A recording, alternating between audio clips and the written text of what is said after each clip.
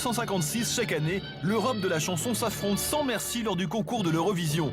Kitsch et inutile pour certains grincheux, ce concours reste un moment de divertissement incontournable. Je me rappelle passer des soirées dingues à regarder cette émission avec mes parents, avec mes grands-parents, à râler au moment des points parce que la France n'avait pas de points. Il y a un peu un côté Jeux Olympiques de la musique, en fait. L'Eurovision a été quand même un point de départ au niveau de la reconnaissance un peu mondiale, puisque plus de 27 pays ont pu entendre la chanson. C'est le reflet de la culture populaire d'un pays, en 3 minutes 30. La France, voici la chanson numéro 9, Printemps, Avril Carillon, par Jean-Paul Mauric. La France, contrairement aux idées reçues, s'en sort plutôt bien dans ce concours qu'elle a remporté à 5 reprises. Oui, mais voilà, depuis 1977 et le classique de Marie-Myriam, L'Oiseau et l'Enfant, nous n'avons jamais senti le doux parfum de la victoire. Comme un enfant aux yeux de lumière. Qu'elle voit passer au loin comme des oiseaux qu'ils s'envolent. Depuis Marie-Myriam, la France collectionne les échecs, mais avec classe s'il vous plaît. Nos candidats sont toujours prestigieux, ce qui n'est pas un gage de victoire à l'Eurovision, la preuve. À l'image des Finlandais de Lordi, vainqueurs en 2006, les gagnants peuvent parfois surprendre dans un concours que certains mauvais joueurs qualifient de kitsch. Beaucoup de gens considèrent l'Eurovision comme ringard. Moi, je suis absolument pas d'accord. L'Eurovision a un côté kitsch, par les costumes, par les chansons, par certains chanteurs, mais c'est volontaire. Kitsch, vous pouvez aller regarder la définition dans Wikipédia. C'est un mélange, en fait, de plein de choses. Ça peut être très bariolé, très coloré. L'Eurovision, spectacle taille XXL, fête sa 58e édition. Espérons que pour nous, Français, ce sera la bonne. Allez, on y croit. Malmö en Suède, nous sommes à quelques jours de la grande cérémonie qui aura lieu samedi. Les artistes répètent et côté coulisses, c'est un petit peu l'auberge espagnole. Say hi! Yes, Shine, shine and fight the shadows in the sky. You will shine, I see the light. Voici Amandine Bourgeois, révélée par la nouvelle star. Elle est cette année la représentante de la France à l'Eurovision et succède à Angoun qui, l'an dernier, a terminé à une bien triste 22e place. Apparemment, Amandine, elle, a envie de se donner à fond. Je pense qu'on vit qu'une seule fois une expérience comme ça dans sa vie, donc il faut le vivre à fond. Faut pas oublier, parce qu'effectivement, il y a la compétition, le fait d'avoir envie de gagner, mais il faut quand même surtout s'amuser, prendre du plaisir. Ça reste du divertissement, ça reste un show télé et un rassemblement. Surtout que le message de l'Eurovision cette année, c'est « We are one ». We are one, un message d'unité, mais il ne faut pas se voiler la face. Amandine Bourgeois va représenter la France et elle ne compte pas y faire de la figuration. Voici sa chanson cette année. Ça donne une chanson qui s'appelle « L'enfer et moi ». Et c'est une chanson qui me ressemble autant musicalement que par l'écriture. C'est vraiment, c'est moi. C'est moi. Donc je vais à l'Eurovision en étant moi, en étant vrai et authentique. Si Amandine se retrouve aujourd'hui à Malmö, elle a dû avant tout remporter les très sérieuses présélections en France. C'est un jury qui écoute 18 chansons à l'aveugle, sans connaître ni l'interprète ni le compositeur, et il vote à majorité une chanson.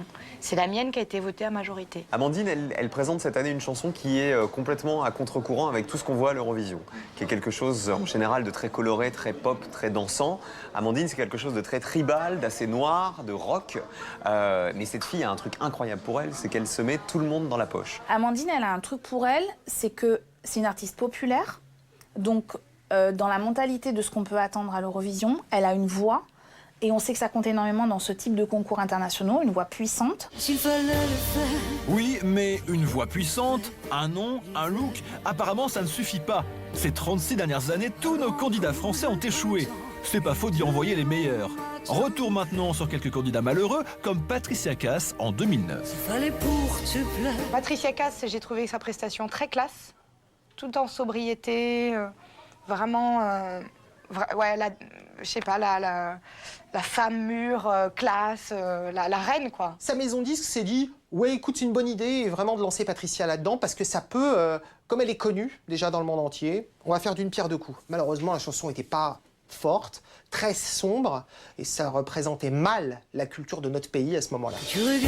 Patricia se classera à une honorable 8e place, pas mal, même si elle visait plus haut. Je représente un pays, donc je pense que c'est ça qui va un petit peu me donner une certaine pression, parce que forcément il va y avoir tellement de pression autour que je vais arriver sur le plateau, mais bon, j'essaierai de rester zen et de me dire vas-y, fais-le. Bon, le glamour avec Patricia Cass, ça n'a pas marché. Pour Angoune, l'an dernier, la sentence fut encore plus terrible. Elle a terminé 22e et pourtant, elle aussi y croyait. Nous avons donc une très bonne chanson. Nous avons un visuel magnifique et original. Je vais être habillée par une tenue de Jean-Paul Gaultier. Vous avez devant vous une chanteuse ultra motivée. Et en fait, je prends ça comme une mission.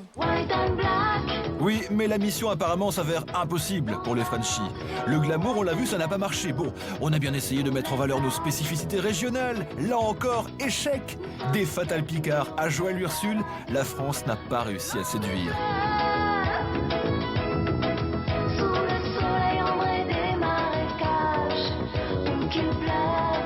Même le jeune Patrick Fiori, qui chantait en 1993 son amour pour la Corse, s'est cassé les dents. Vous pensez la joie dans mon cœur, la joie de ma famille. C'était vraiment quelque chose d'extraordinaire pour moi. Et je suis vraiment fier aujourd'hui de pouvoir représenter la France et en particulier la Corse à l'Eurovision. J'espère revenir avec la victoire, mais rien que d'y être, rien que d'être là-bas et de représenter la Corse, on a déjà gagné. Patrick a fini 4e, de quoi se jeter à la mer. Entre les roches et les... Dans la série, on met notre patrimoine en valeur. Il y a eu aussi le Martiniquais Cali. En 92 et en créole, il termine 6e. Pour lui, un souvenir merveilleux.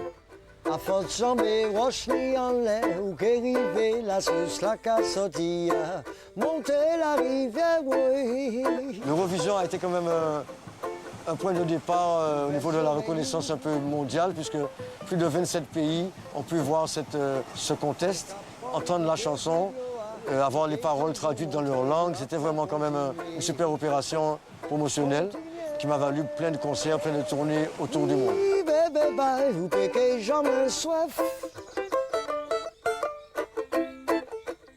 Plus qu'elle monte, plus de l'eau à qu'elle frais, plus qu'elle est vraie, plus qu'elle est montée la rivière, oui.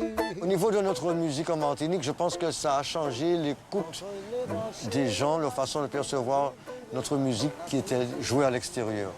On avait toujours eu la compagnie créole comme exemple de musique martiniquaise jouée à l'extérieur. Et là, on avait notre musique un peu reggae, un peu roots qui arrivait comme ça à l'Eurovision. Oui, nous les Frenchies, on a tout essayé, même les chanteurs décalés comme Sébastien Tellier, qui en 2008 représente la France et déringardise quelque peu le concours avec une prestation hallucinante. Il termine 19e. Pour moi, l'amour chante en français. C'est vrai que du coup, il a apporté ce côté branché un peu à l'Eurovision qui manquait depuis quelques années. J'ai souvent été considéré comme un musicien underground, élitiste, etc. Ouais. Ce que je suis, mais qu'à moitié. J'ai une autre moitié qui, elle, aime justement les trucs populaires. Je sais pas, ça va de Une nounou d'enfer à Mylène Farmer. Dans la série Ovniesque, on a aussi tenté l'aventure lyrique avec Amaury Vassili en 2011. Oui, mais non, il finira 15e, une vraie déception, d'autant qu'il était donné favori.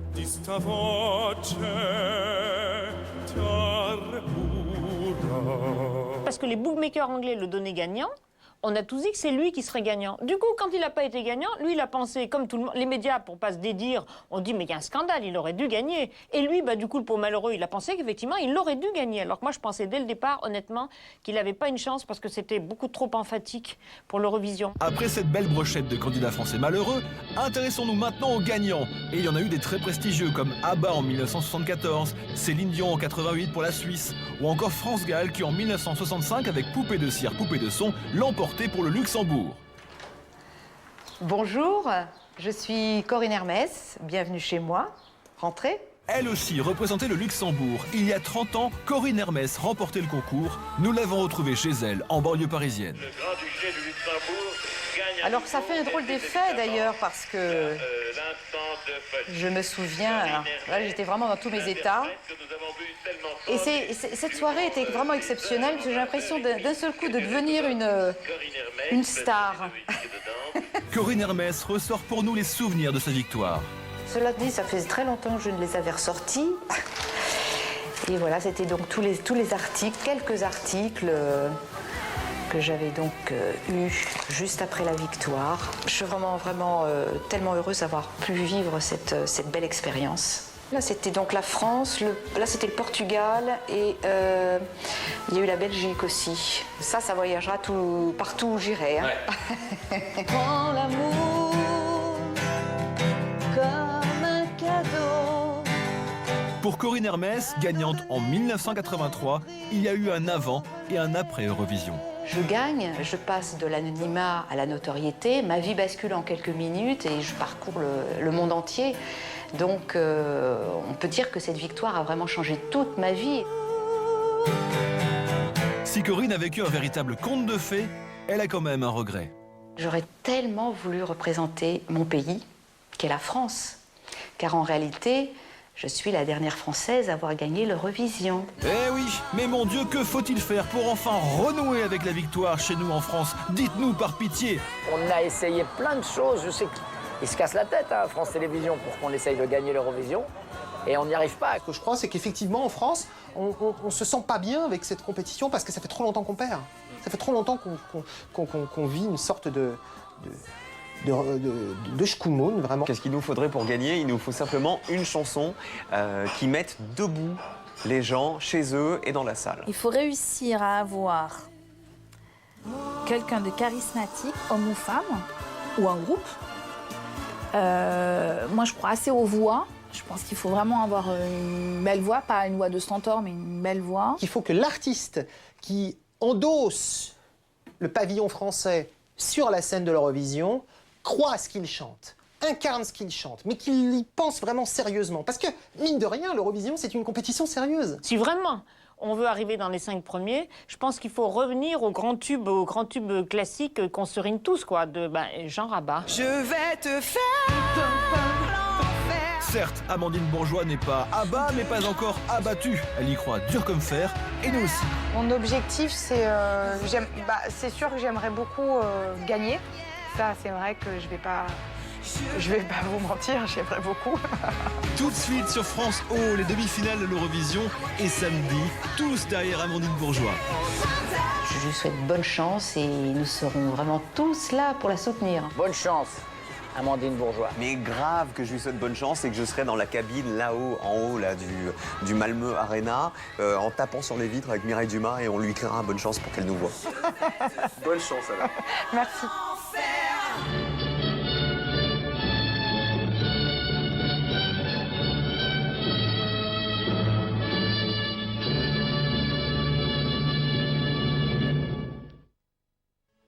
Avis aux fans de l'Eurovision.